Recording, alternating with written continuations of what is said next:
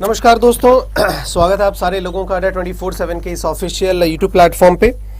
और एक सेकंड, यहाँ पे हम इसको लगा दें माइक। यस, तो स्वागत है आप सारे लोगों का अड्डा 24/7 के इस ऑफिशियल यूट्यूब प्लेटफॉर्म पे। मेरा नाम संतोष कुमार है और आप सब लोगों का बहुत एकदम हार्दिक जो है वो स्वागत करता हूँ इस पर्टिकुलर सेशन में। जैसे कि आप देख सकते हो कि हम लोग यहाँ पे किस बारे में बात करने वाले हैं। बिल्कुल शॉर्ट रखेंगे अपना ये डिस्कशन, 10 से 15 मिनट का ये डिस्कशन होगा दोस्तों, और एकदम शॉर्ट रखेंगे।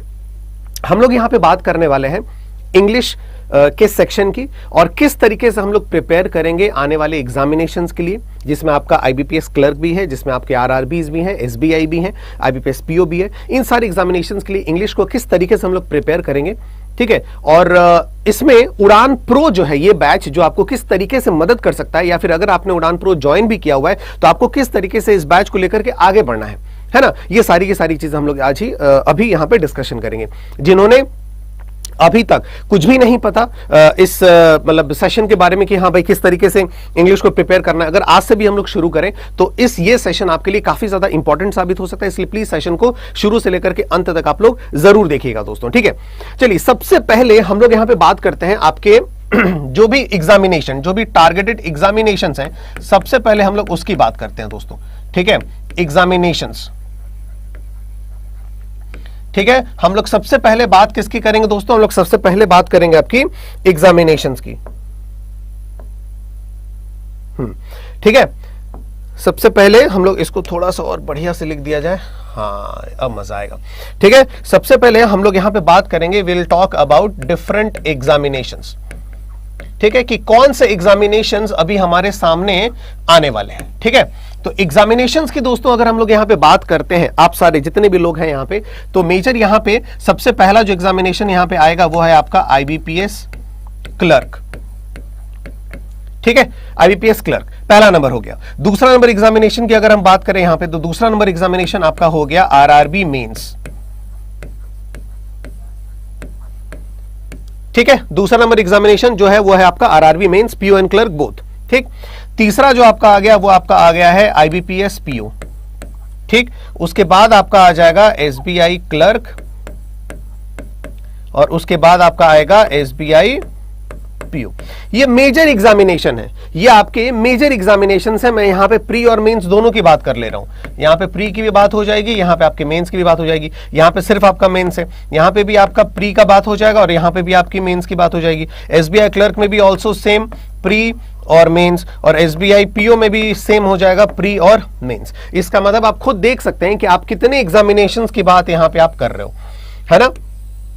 देख सकते हो ये आपका आरआरबी मेंस आ गया, and this is for IBPS PO, और ये आपका आ गया एसबीआई क्लर्क, और ये आपका आ गया एसबीआई पीओ। तो इतने एग्जामिनेशंस, मेजर 4 एग्जामिनेशन है अभी आपके सामने, 5 एग्जामिनेशन, सॉरी, ठीक है, 5 एग्जामिनेशन है। आईबीपीएस क्लर्क, आईबीपीएस पीओ, उसके बाद एसबीआई क्लर्क, एसबीआई पीओ, और उसके बाद है आपका आरआरबी का मेंस एग्जाम। ये मेजर एग्जामिनेशन आपके सामने अभी अपॉर्चुनिटी के रूप में कुछ आए हुए हैं, और कुछ अभी पूरा का पूरा एसबीआई अभी आने वाला है, ठीक है। ये आपके मेजर एग्जामिनेशन। उसके बाद मिसलेनियस एग्जामिनेशंस आपके अलग हैं, जैसे कि एसओ का एग्जामिनेशन हो गया। उसके बाद बैंक, इंडिविजुअल बैंक्स निकालते रहते हैं, बीओबी, बैंक ऑफ महाराष्ट्र, है ना। आपका कुछ भी अलग अलग जो है वो इंडिविजुअल बैंक्स, आपके जम्मू एंड कश्मीर बैंक वो आपका हो गया। इस तरह के इंडिविजुअल बैंक जो आपके हैं वो निकालते रहते हैं, वो एक अलग बात है। बट बैंकिंग अगर मेजर एग्जामिनेशन की बात करें तो ये 5 एग्जामिनेशन आपके सामने है, ठीक। चलिए, अब बेहतर एक और चीज, सबसे पहले पैटर्न की अगर हम लोग बात यहां पे करें, सबसे पहले हम लोग कैसे इंग्लिश करेंगे उसके पहले हम लोग यहां पे बात कर लेते हैं पैटर्न की।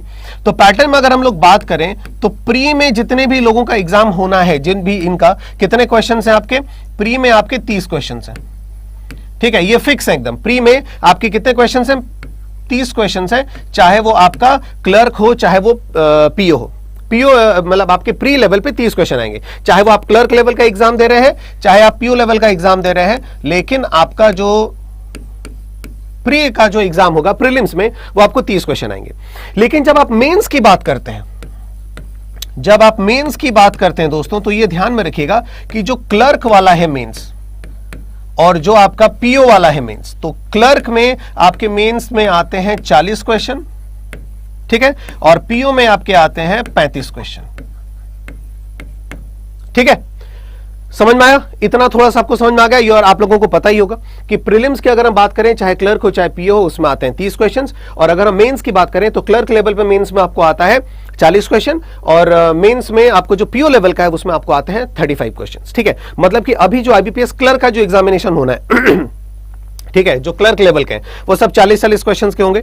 आरआरबी हो गया, आईबीपीएस क्लर्क हो गया, और जो आपका पीओ लेवल का जो आपका एग्जामिनेशन होना है, एसबीआई पीओ हो गया, अभी आईबीपीएस पीओ हो गया, ये सब आपके कितने हैं? ये सब आपके 35 वाले क्वेश्चंस हैं। ठीक है, अब क्या तैयारी हमें करनी है, हम इंग्लिश की तैयारी जो है वो करनी कैसे है? नेक्स्ट वाले टॉपिक पर अगर हम जाएंगे तो जनरली कौन कौन से टॉपिक्स आपके पूछे जाते हैं? एरर्स आपके पूछे जाते हैं, ठीक है, फिलर्स आपका पूछा जाता है, क्लोज टेस्ट आपका पूछा जाता है यहां पे, ठीक है, आपका वर्ड स्वैप आपका पूछा जाता है, या फिर वर्ड अरेंजमेंट जिसको हम लोग बोलते हैं, ठीक है, मिस स्पेल्ट आपका पूछा जाता है। अब इनमें से बहुत सारे प्री के केवल टॉपिक हैं, ठीक है, स्टार्टर्स आपका पूछा जाता है, ठीक, स्टार्टर्स आपका पूछा जाता है, फिर आपका मैच द कॉलम्स आपको पूछा जाता है। तो इनमें से बहुत सारे जो टॉपिक हैं वो आपको, उसके बाद मैच द कॉलम हो गया, फिर फ्रेज रिप्लेसमेंट हो गया, बहुत सारे टॉपिक इसमें से क्या है आपके, इसमें आपके केवल प्री वाले हैं, और बहुत सारे टॉपिक हैं जो आपके केवल मेंस वाले हैं, और कुछ जो है वो कॉमन है। जैसे इसके बाद आपका यहाँ पे आपका क्या हो गया, पैरा जंबल आपका हो गया, ठीक है, उसके बाद आपका आरसी हो गया, ठीक। तो 1 2 3 4 5 6 7 8 9 10, ये जो 10 आपके यहां पे टॉपिक है, ठीक है, यही आपके इंग्लिश में आते हैं, ठीक है। इनमें से जैसे कि मिस स्पेल्ट हो गया, वो जनरली आपको मेंस में नहीं देखा जाता है, ठीक है। स्टार्टर्स हो गया, ये जनरली आपको प्री में नहीं देखा जाता है। इस तरीके के क्वेश्चंस हो गए, जैसे कि अब वर्ड स्वैप हो गया, वर्ड स्वैप हो गया, एरर हो गया, फिलर्स हो गया, क्लोज टेस्ट हो गया, पैरा जंबल हो गया, आरसी हो गया, ये सब कॉमन है। फ्रेज रिप्लेसमेंट हो गया, ये सब कॉमन है जो प्री में भी आते हैं और आपके मेंस में भी आते हैं, बस लेवल थोड़ा सा ऊपर नीचे होता है। लेवल क्या होता है, थोड़ा सा ऊपर नीचे होता है। अब मैं आता हूं आपको डायरेक्ट बात पे कि जो घर से प्रिपरेशन कर रहे हैं दोस्तों, ठीक है, अब हम यहां पे बात कर रहे हैं प्रिपरेशन स्ट्रैटेजी की, एकदम कोई भी इधर उधर की बातें नहीं, एकदम ठीक है, सीधा डायरेक्ट पॉइंट पे मैं आता हूं, कैसे प्रिपरेशन आप करेंगे। देखो, अब एक बात मैं बता दूं, सबसे पहले प्रिपरेशन करने से पहले एक चीज तो ध्यान में रखिएगा कि अब आपको टारगेट लेके चलना पड़ेगा, ठीक है। पहले का वो आपका जमाना एक अलग था, पहले के क्वेश्चन पेपर भी अलग थे, पहले के सिचुएशंस, ठीक है ना, कट ऑफ वो सब अलग टाइप के आते थे, कंपटीशन पहले का अलग था कि सिर्फ क्वालिफाइंग मार्क्स सोच करके पढ़ते सर बस इंग्लिश में पास हो जाए, बाकी मैथ और रीजनिंग में नंबर उठा लेंगे तो भी चीजें चल जाया करती थी। लेकिन अब ऐसा नहीं होने वाला। अब आपको पता है इंग्लिश अगर आपकी वीक है तो आपका सिलेक्शन 99.99% नहीं हो सकता। क्यों? इसलिए क्योंकि मैथ, और ये मैं बार बार ये बात बहुत बार आपको दोहराता हूं, क्योंकि मैथ्स और इंग्लिश में जनरली मार्क्स जो होता है ना वो एवरेज में ही सबके आते हैं, ठीक है। अगर डिफरेंस भी होता है तो ज्यादा डिफरेंस नहीं होता जो आपके मार्क्स आते हैं मैथमेटिक्स और रीजनिंग में एस्पिरेंट्स के। लेकिन जो बहुत बड़ा गैप जो क्रिएट करता है ना, वो गैप आपको क्रिएट करता है इंग्लिश ही सब्जेक्ट क्रिएट करता है। जैसे कि अगर आप, जैसे हम लोग कहते हैं ना कि सर मतलब ओवरऑल कट ऑफ जो है ना वो निकल तो गया, लेकिन सर बहुत ज्यादा मार्क्स नहीं आए। वो बहुत ज्यादा मार्क्स क्यों नहीं आए होंगे? इसलिए क्योंकि तुम्हारी इंग्लिश में जो है वो मार्क्स ज्यादा नहीं आए होंगे, क्योंकि मैथमेटिक्स और रीजनिंग में प्राय मार्क्स आ ही जाएंगे ज्यादा। तो ये ध्यान में रखिएगा, है ना, कि स्कोरिंग तो है मैथमेटिक्स और रीजनिंग, नो डाउट, बहुत बढ़िया, लेकिन जो एक सब्जेक्ट ये अगर किसी का अच्छा हुआ ना इंग्लिश, तो ये आपको और ज्यादा एडवांटेज दे देता है, ये ध्यान रखिएगा। और यही वो सब्जेक्ट है जो कंफर्म करता है आपके सिलेक्शन को, ये ध्यान रखना है, ठीक है। और अब तो आपके आईबीपीएस पीओ के एग्जामिनेशन आ गए, सारी की सारी चीजें, ठीक है। तो प्रिपरेशन स्ट्रैटेजी रखने से पहले आप एक बात ध्यान में रखिएगा कि पीओ लेवल का जो एक आपके क्वेश्चंस होते हैं इंग्लिश के, है ना, पीओ लेवल में, उनमें एक आपका डेस्क्रिप्टिव भी है, उनमें एक आपका क्या है, डेस्क्रिप्टिव राइटिंग भी है, जो आपको इंग्लिश में लिखना पड़ता है। और इसके लिए आपको क्या क्या लिखना पड़ता है, एक लेटर लिखना पड़ता है और उसके बाद एक आपको ऐसे लिखना पड़ता है। और इसमें सबसे पहला जो चेक लगता है ना, सबसे पहला जो चेक लगता है कि हाँ भाई ये आपका ये फैक्टर है, इस फैक्टर को सबसे पहले यहां पे लगाया जाता है कि इस फैक्टर के अकॉर्डिंगली सबसे पहले हम चेक करेंगे ऐसे। और आपको लेटर राइटिंग, वो पता क्या वो है ग्रामर। अगर आपकी ग्रामर ही गलत है, अगर आपकी टेंसेस वहां गलत हो रही है, वर्ब सब कुछ गलत हो रहा है, लिख नहीं पा रहे हैं सही तरीके से, बहुत सारे ग्रामेटिकल मिस्टेक्स हो रहे हैं, तो आपको कोई फेल होने से नहीं बचा सकता। ये बिल्कुल कड़वी सच्चाई है। और इसलिए आपको इंग्लिश में बहुत ज्यादा ध्यान रखना पड़ेगा अगर आप पीओ लेवल के एग्जामिनेशंस को आपने अपना टारगेट बनाया हुआ है, एसबीआई पीओ, आईबीपीएस पीओ, क्योंकि उसमें डिस्क्रिप्टिव है दोस्तों, सीधी सादी बात है, ठीक है। अब देखो कैसे करना है प्रिपरेशन स्टडी। आपको अभी से मान के चलना पड़ेगा कि मुझे स्कोर मुझे करना है भाई 30 आउट ऑफ 30 मुझे अटेम्प्ट करने हैं और मुझे स्कोर करना है 25, 26, 27 मुझे स्कोर करना है 30 में। मुझे एनी हाउ स्कोर करना है, क्योंकि ये पॉसिबल है। अब लास्ट 2 साल की अगर हम बात करें तो इंग्लिश में अब ये पॉसिबल है, जिन्होंने ध्यान दिया है, जिन्होंने सीरियसली लिया है, जिन्होंने प्रैक्टिस किया है, जिन्होंने अपना बेस मजबूत किया है, जो कॉन्सेप्ट वाइज लेकर के चले हैं, चैप्टर वाइज पढ़े हुए हैं, मजबूत किया उन्होंने अपनी सारी सब कुछ चीजें इंग्लिश में, उन्होंने स्कोर किया है 26-27। और अच्छे अच्छे स्टूडेंट्स ने भी किया है, और जो थोड़े से वीक स्टूडेंट थे उन्होंने भी काम करने के बाद 24-25 इतना सब स्कोर किया है भाई। ऐसा हो सकता है, ठीक है। तो ये बिलीव, ये जो ट्रस्ट अपने आप में लेकर के चलना पड़ेगा दोस्तों, ठीक है। चलिए अब प्रिपरेशन स्ट्रेटेजी कैसे आपको करें। सबसे पहले तो बात है भाई कि आपको चैप्टर वाइज करना ही पड़ेगा। चैप्टर वाइज आपको पूरा का पूरा स्टडी आपको करना है। सबसे पहली बेस वर्ड यही है कि आपको चैप्टर वाइज लेके चलना ही है। अगर आप चैप्टर वाइज लेके नहीं चल रहे हैं तो आपको बहुत मुश्किल होने वाली है, ठीक है। इसलिए क्योंकि जैसे बाई चांस मान लेते हैं कि हमने शुरू किया जो टॉपिक वाइज हम लोग लें, देखो ये एक डिफरेंस है आपके मैथ्स, रीजनिंग और इंग्लिश में। मैथ्स में आप डायरेक्ट टॉपिक लेकर के चल सकते हैं। हाँ भाई चलो आज हम लोग पढ़ेंगे प्रॉफिट एंड लॉस, आज हम लोग पढ़ेंगे परसेंटेज, आज हम लोग पढ़ेंगे कोडिंग एंड डिकोडिंग, आज हम लोग पढ़ेंगे पजल। डायरेक्ट टॉपिक को लेकर आप चल सकते हैं टॉपिक वाइज। लेकिन इंग्लिश में आपने मुझे देखा होगा मैं कभी भी टॉपिक वाइज नहीं बोलता हूं, मैं सबसे पहले बोलता हूं चैप्टर वाइज, और उसके बाद आता है आपका, उसके बाद मैं आपको बोलता हूं टॉपिक वाइज। क्यों बोलता हूं, ठीक है, ऐसा क्यों बोलता हूं? ऐसा मैं इसलिए बोलता हूं कि इंग्लिश में टॉपिक का मतलब होता है एरर डिटेक्शन। लेकिन क्या बिना ग्रामर पूरी की पूरी पढ़े आप एरर डिटेक्शन कर पाएंगे? नहीं कर पाएंगे।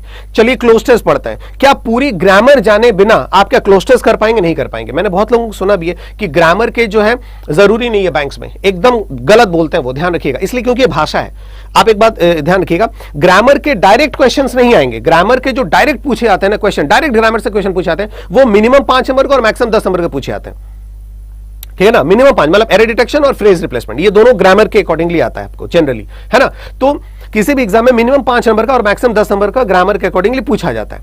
लेकिन एक बात बताओ, जो क्लोज टेस्ट आप करते हो, जो फिल इन द ब्लैंक्स करते हो, जो मैच द कॉलम्स करते हो, जो स्टार्टर करते हो, क्या वो ग्रामर के कॉन्सेप्ट्स के बिना संभव है? बिल्कुल संभव नहीं है। तो ग्रामर इज वेरी इंपॉर्टेंट, ठीक है। दो डायरेक्ट क्वेश्चंस नहीं आएंगे लेकिन वेरी इंपॉर्टेंट। तो आपको सबसे पहले इन टॉपिक्स वाइज आने से पहले, एरर डिटेक्शन करने से पहले आपको उनके सारे चैप्टर्स पढ़ने पड़ेंगे, पूरे noun, pronoun, verb, adverb, adjective, वो सब रूल्स आपको पढ़ने पड़ेंगे, जेरेंड, आर्टिकल्स वगैरह सारे के सारे, टेंसेस वगैरह, वो सारे रूल्स आपको पढ़ने पड़ेंगे। और इसलिए मैंने कहा कि चैप्टर वाइज आप सबसे पहले करें। वो पूरा का पूरा ग्रामर का फाउंडेशन आपने पूरा का पूरा कर दिया, पूरा खत्म कर दिया। उसके बाद हम आएंगे फिर टॉपिक वाइज, एरर्स, फेलियर्स वगैरह वगैरह, ये सारी की सारी चीज आपको चलनी पड़ेगी। मतलब चैप्टर वाइज, टॉपिक वाइज आपको करना ही करना है अगर आप कॉन्सेप्चुअल क्लैरिटी चाहते हैं मेंस एग्जामिनेशन के लिए, ठीक है। उसके बाद आपको आता है टेस्ट देना है यहां पे। तो टेस्ट आप कैसे देंगे? सीधी सीधी बात है भाई, टेस्ट भी आपको वैसे ही देना पड़ेगा, चैप्टर वाइज, ठीक है। फिर उसके बाद टॉपिक वाइज, और फिर उसके बाद सब्जेक्ट वाइज।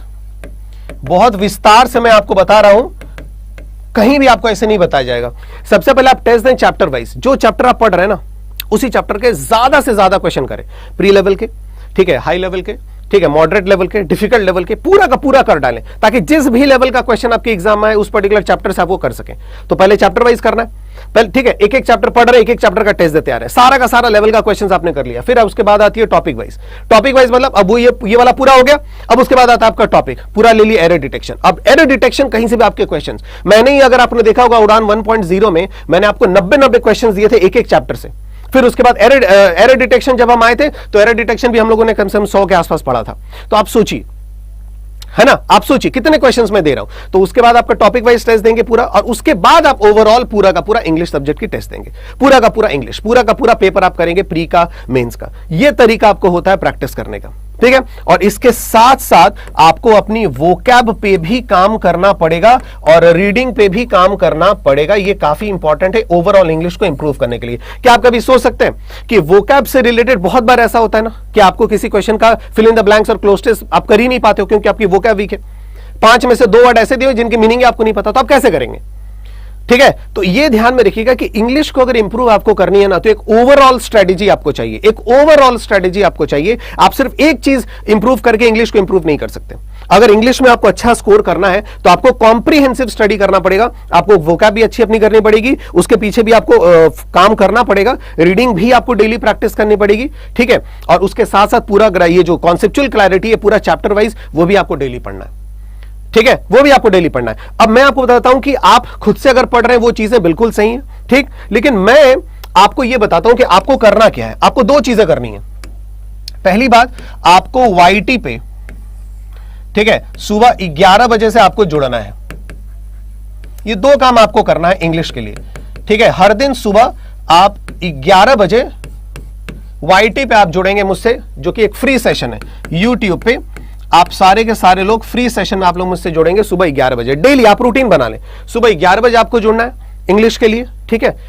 और YT पे ही सुबह आपको 8 बजे जुड़ना है। बहुत सारे लोग आप में से जानते भी होंगे, ठीक है, बहुत सारे लोग आप में से जानते भी कि सुबह 8 बजे का सेशन क्या होता है। इस सुबह 8 बजे का ये भी आपका फ्री सेशन है। और यहां पे मैं कौन सा सेशन लेता हूं, यहां पे मैं आपका एडिटोरियल लेता हूं। और इस एडिटोरियल में क्या होता है दोस्तों, इस एडिटोरियल में मैं आपके 2 चीजों के ऊपर हम लोग यहां पे काम करते हैं, एक वोकैब और दूसरा आपकी रीडिंग और अंडरस्टैंडिंग, है ना। ये 2 चीजों के ऊपर काम होती है। तो ये 2 टाइम पे आपको आना है, एक तो 11 बजे वाले सेशंस में और दूसरा आपको 8 बजे वाले सेशंस में। आप ये दिमाग में बैठा लें बात कि YouTube पे आपको 2 बार आना है, एक सुबह 8 बजे, एक सुबह 11 बजे, ठीक है। अब इसके बाद आगे और क्या करना है, आगे आपको adda247.com पे जाना है और यहां पे आपको टाइप करनी है, यहां पे आपको टाइप करना है, मैं डायरेक्ट अपने उड़ान प्रो के बारे में आपको बताता हूं कि वो आपको कैसे मदद करेगी। देखिए उड़ान प्रो आ गया, देखो ये आ गया ना उड़ान प्रो। अब ध्यान से देखना, ये रहा उड़ान प्रो, ठीक। इसको क्लिक करते हैं। अब इस एक सिंगल बैच में मैं आपको क्या क्या दे रहा हूं, ध्यान रखो। कोर्स हाइलाइट्स, ठीक है। सबसे पहले समझना कोर्स हाइलाइट आपका क्या है। सबसे पहले देखो लिखा हुआ है उड़ान 3.0, यहां पे लिखा हुआ है। तो इस एक उड़ान प्रो बैच में आपके 3 बैचेस मैं आपको यहां पे दे रहा हूं। मतलब एक एस्पिरेंट इंग्लिश में जिस जिस सेक्शन में तकलीफ महसूस करता है, जिस जिस सेक्शन में उसके मार्क्स कम आते हैं, उन सारे सेक्शंस का मैंने अलग बैच बना दिया है। और उन सारे सेक्शंस को आप बिल्कुल अलग तरीके से पढ़ेंगे। थोड़ा थोड़ा नहीं पढ़ना है। जैसे कि आप, जैसे होता है ना कि अगर हम पूरा का पूरा इंग्लिश पढ़ा रहे हैं तो उसमें अगर कोई एक सेक्शन कमजोर है तो उसके पीछे मैं ज्यादा समय नहीं दे पाऊंगा, क्योंकि मैं पूरा पढ़ा रहा हूं। तो मैंने इसमें क्या किया, उड़ान प्रो में आपके 3 बैचेस को मैंने इसमें ऐड किया हुआ है। और वो तीनों बैचेस अगर आप देखेंगे कि कौन कौन से हैं, तो आपको बहुत ही शानदार सी चीज लगेगी कि सर वाकई मजा आ गया। ये तीनों बैचेस कौन कौन से हैं, अब ध्यान से समझिएगा तीनों बैचेस कौन कौन से हैं। पहला बैच है आपका उड़ान 3.0। उड़ान 3.0 आपको क्या है, बिल्कुल इंग्लिश फाउंडेशन कोर्स है। पूरी की पूरी सिलेबस आपको कंप्लीट करना है। मैंने पहले बोला ना, सिलेबस आपको कंप्लीट करना है, पूरे चैप्टर वाइज आपको पढ़ना है। तो यहां पे उड़ान 3.0 जो है, जो सबके आपको पता ही यार, उड़ान 1.0, उड़ान जो आपने ही ब्रांड बनाया है इसको, तो उड़ान 3.0 जो है वो इंग्लिश का फाउंडेशन बैच है, ठीक है। पूरा conceptual clarity, chapter wise, topic wise सारी चीजें कवर होंगी, पूरी एंटायर सिलेबस ये आपका है 3.0 उड़ान, ठीक है। तो ये बैच इसमें आपका मौजूद हो गया उड़ान प्रो में। दूसरा बैच आपका है जो आपका लिखा हुआ है आरसी, रीअरेंजमेंट ऑफ सेंटेंसेस और क्लोज टेस्ट। सोचो ये वाला जो 3 पोर्शन है, एक आरसी, एक पैराजंबल और एक क्लोज टेस्ट, ये कितना इंपॉर्टेंट है, कितना वेट है इस सेक्शन का। जो डीआई का वेट होता है, जो पजल सिटिंग अरेंजमेंट इसका वेट होता है, वही वेट है आपका पैराजंबल, आरसी और क्लोज टेस्ट का। और सोचिए मेंस में जो 35 नंबर के क्वेश्चन आते हैं उसमें 20 से 22 नंबर तो यही आता है। तो अगर आपका यही सेक्शन कमजोर है तो सोचो कितना लॉस आपको होगा। और बहुत सारे, लगभग 80% जो है वो विद्यार्थी, उनका तो ये पोर्शन कितना वीक होता है। तो मैंने इसका भी अलग बैच आपको निकाल दिया जो इंग्लिश प्रो है ना। इसमें आपको कम से कम 20 आरसीज मैंने करवाए हैं, ठीक है। पहले 5 जो है मैंने रेगुलर मेथड से करवाए और उसके बाद के सारे आरसीज मैंने ट्रिकी मेथड से आपको करवाए कि किस तरीके से शॉर्ट टाइम में आप इसको कर सकते हैं, ठीक है। तो यहां पे पैराजंबल्स भी है, रीअरेंजमेंट ऑफ सेंटेंसेस, ये जो आरओएस लिखा हुआ है वो क्या है, रीअरेंजमेंट ऑफ सेंटेंसेस, ठीक है, रीअरेंजमेंट ऑफ सेंटेंसेस। तो यहां पे आपको क्या मिलेगा, पूरा का पूरा पैराजंबल, 15 से 16 पैराजंबल आपको मिलेंगे। और उसके बाद यहां पे क्लोज टेस्ट, यहां पे भी मैंने 15 से 16 क्लोज टेस्ट आपको करवाए। तो ये बैच भी आपका एक हो गया इंग्लिश प्रो, ठीक। और तीसरा आपके सबके सामने बैच है, जैसे कि कल 2 दिन से, एक्चुअली कल मेरी तबीयत भी थोड़ी खराब थी, तो मैंने कुछ जो स्टूडेंट्स के फोन नहीं उठाए, शायद आप लोग सुन रहे होंगे मुझे, तो उसके लिए मैं माफी चाहता हूं। लेकिन यहां पे देखो क्या है, जनरली बहुत बार होता है कि सर ये उड़ान 3.0 कंप्लीट कर लिए, पूरा फाउंडेशन कंप्लीट कर लिए सर सारी चीजों के, लेकिन जब हम अप्लाई करने जाते हैं ना, जब हम मॉक करते हैं, तो सर वहां पे समझ भी नहीं आता कि किस तरीके से करें। इसका मतलब क्या हो रहा है कि आपकी कॉन्सेप्चुअल क्लैरिटी है, आपके कॉन्सेप्ट बिल्कुल क्लियर, आपने ग्रामर भी कंप्लीट कर लिया, लेकिन जब आप करने जाते हैं क्वेश्चंस तब आपकी गड़बड़ होती है। तो उसके लिए यहां पे तीसरा बैच आपका है जिसमें सिर्फ यही चीज होगी, 1500 क्वेश्चंस आपको यहां पे मिलेंगे, सिर्फ प्री और मेंस लेवल के। यहां पे कोई बेसिक चीजें नहीं होंगी, यहां पे सिर्फ हम लोग प्री लेवल और हाई लेवल के क्वेश्चंस करेंगे जो आपको डायरेक्ट प्री और मेंस के एग्जामिनेशंस के लिए प्रिपेयर करवाएगा। कोई बेसिक चीज यहां पे नहीं होगी। तो 3 अलग अलग चीजें जिनमें इंग्लिश में वाकई आपकी प्रॉब्लम होती है, वो तीनों बैचेस को मैंने यहां पे ऐड कर दिया हुआ है, तीनों बैचेस, ठीक है। उड़ान 3.0 ये भी आपका लाइव शुरू होगा 12 तारीख से। वो 1500 एमसीक्यू का क्वेश्चन, वो भी आपको अगस्त के एंड में शायद 25 या 27 से इस तरीके से आपको शुरू होने वाला है, है ना। तो ये सारी की सारी चीजें आपकी इसमें आ गई हैं। और इसकी प्राइस देखेंगे, उड़ान 3.0 इसकी प्राइस आपकी है 1320 रुपए, ठीक है। और उसके बाद इंग्लिश प्रो जो बैच है उसकी प्राइस है आपकी 800 के आसपास। और ये जो 1500 एमसीक्यू का जो क्वेश्चन है, जो आपको मेंस लेवल को डायरेक्ट हम पढ़ा रहे हैं, हाई लेवल जो बैचेस है इंग्लिश का, जो बहुत सारे लोग कह रहे थे कि सर सिर्फ डायरेक्ट क्वेश्चन आप करवाइए, प्री लेवल और हाई लेवल का, है ना, उसकी प्राइस आपकी 1000 के आसपास है, मतलब 999 के आसपास है। लेकिन इन तीनों बैचेस को हम लोगों ने यहां पे किस में ले आए हैं, हम लोग ले आए हैं उड़ान प्रो में, ठीक है। अब उस उड़ान प्रो की प्राइस आप देखिए, वी ऑफर्स में गए, वी ऑफर्स में जाने के बाद आप यहां पे कूपन कोड आप एंटर कर रहे हैं Y194, ये कोड याद रखिएगा Y194, ठीक है, ये कोड याद रखिएगा। एंटर किया आपने, ठीक है, अरे सॉरी यार, Y194 जैसे ही आपने एंटर किया तो देखिए इसकी प्राइस कितनी हो गई, 1840 रुपए। लेकिन ये आपकी वेब पे है, adda247.com पे है, जो मैंने यहां पे ओपन कर रखा है। लेकिन अगर आप ऐप पे जाते हैं तो ये प्राइस आपकी पड़ेगी ओनली 1760 रुपीज। केवल 1760 रुपए में आप इंग्लिश को आईबीपीएस क्लर्क के लिए, IBPS PO, SBI PO, SBI clerk, चारों एग्जाम्स के लिए कवर कर सकते हैं, ठीक है। अब आप बोलेंगे कि सर एक बात बताइए, ये तो बैच शुरू हो रहे हैं 12 अगस्त से, ठीक है, 12 या 13 अगस्त से ये बैच आपका शुरू हो रहा है। तो आईबीपीएस क्लर्क वाले अगर इसको ज्वाइन कर रहे हैं तो इसमें फायदा कैसा होगा। तो भाई सब कुछ सोच के रखा है।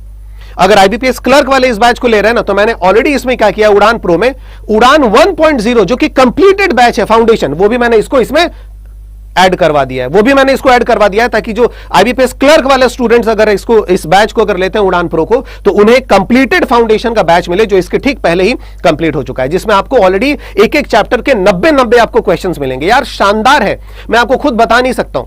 अगर मैं स्टूडेंट होता ना, मैं देखता हूं कि कितना जबरदस्त है, एक एक उड़ान 1.0 में 90 आपके क्वेश्चंस मिलेंगे। यार वाकई शानदार चीजें हैं वो, बहुत जबरदस्त। तो चाहे आप आईबीपीएस क्लर्क के स्टूडेंट हैं, IBPS PO, SBI clerk, SBI PO, कोई भी है, आरआरबी मेंस, सबके लिए ये उड़ान प्रो एक मंत्र की तरह काम कर रहा है, क्योंकि तीनों बैचेस को अलग अलग मैंने ज्वाइन किया हुआ है। यहां पे केवल 1760 रुपए में ऐप पे जाकर के आप इसको ले सकते हैं, और कोड याद रखिएगा Y194। आप जैसे ही इस उड़ान प्रो पे क्लिक करके जाएंगे ना, देखो ये स्टडी में, ये आप यहां पे देख सकते हैं स्टडी प्लान पूरा का पूरा क्या क्या है, सारे के सारे स्टडी प्लान आप देख सकते हैं, ठीक है।